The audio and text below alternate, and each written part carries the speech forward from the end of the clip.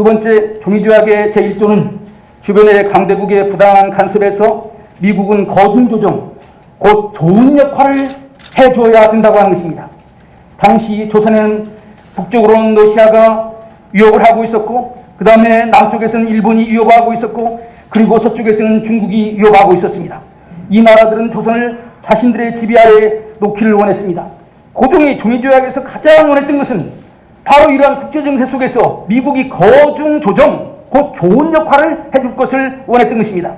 그래서 고종은 어려울 때마다 이 조항에 근거해서 도와달라고, 일본이 우리를 넘볼 때, 러시아가 우리를 넘볼 때 우리를 도와달라고 요청을 했습니다. 그러나 미국은 이 약속을 잊어버렸습니다. 러일전쟁 시기에는 미국은 일본의 이익을 대변하기도 했습니다. 한국은 이 문제를 끊임없이 제기했고, 결국은 미국은 태평양 전쟁에서 승리함으로 우리를 일본에서 해방시켜 주었습니다. 뿐만 아니라 6.25 전쟁에서 한국을 공산주의 위협에서 막아주었습니다. 1953년 미국은 한미동맹을 맺어서 계속되는 공산주의 국가의 침략으로부터 우리를 보호해 주었습니다. 1882년 맺어진 거중조정 항목은 당시에는 별 큰 의미가 없었지만, 그러나 20세기 역사에 들어와서 이 한반도를 소련과 공산주의의 위협에서 보호해 주었던 것입니다. 세 번째로, 미국의 입장에서 조미조약의 가장 중요한 내용은 자유로운 통상이었습니다. 이것을 위해서 조난구조를 명시하여 안전한 항해를 확보하였습니다. 또 조선의 관세주권을 인정하여 앞으로 무역 통상의 기초를 마련한 것입니다. 조선은 원래 외국과의 통상을 금하는 나라였습니다.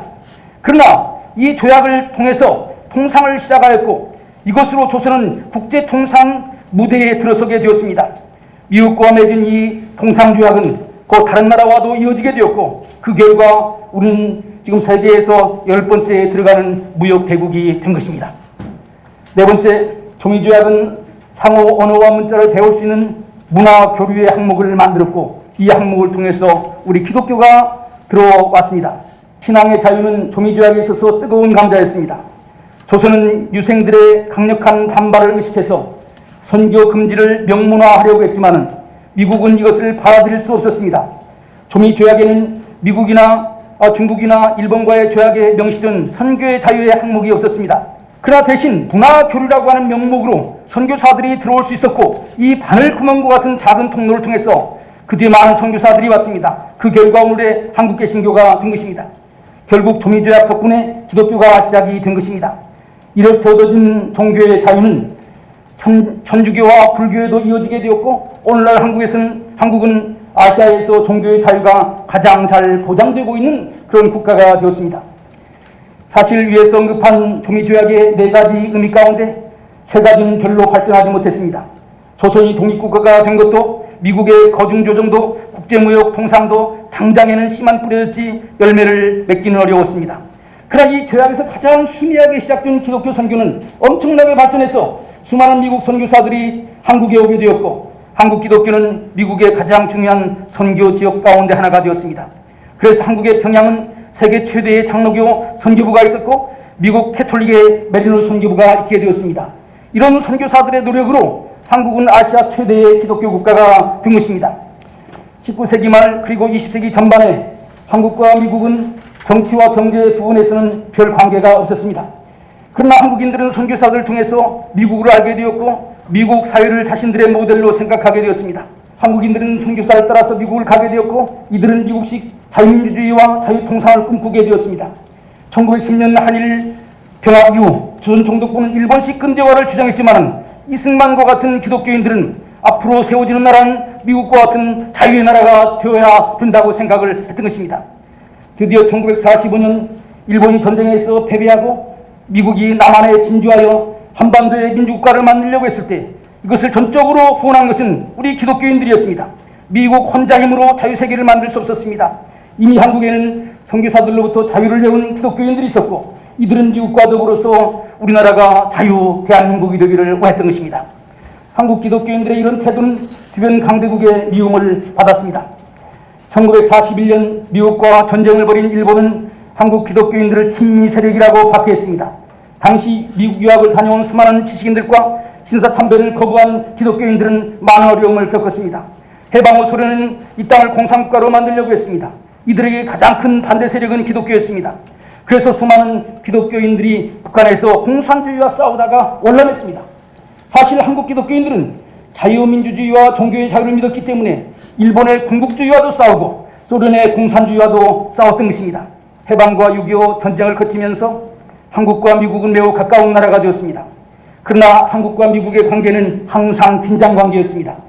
이런 상황에서 한국 기독교인들은 미국과 한국 사이에 이 둘을 서로 이해시키려고 많은 노력을 했습니다. 특히 60년대와 70년대에 한국 기독교 지도자들은 미국에 가서 왜 한국에 반공 정권이 있어야 되는가 하는 것을 설명했고, 같은 시기에 우리 기독교 지도자들은 동료 한국인들에게 왜 한국이 자유민주주의 민주국가가 되어야 되는가 하는 것을 설명을 했습니다. 한국 기독교는 한미 관계에 있어서 매우 중요한 연결고리였던 것입니다. 현재 우리나라는 개방 후 새로운 도전에 직면하고 있습니다.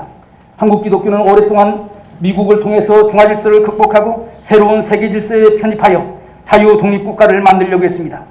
이런 우리의 꿈은 20세기 전반에는 일본 군국주의가 뒷바랐고 20세기 후반에는 소련의 공산주의가 강했습니다. 그런데 현재 새로운 도전이 우리 앞에 다가오고 있습니다. 그것은 바로 중국입니다.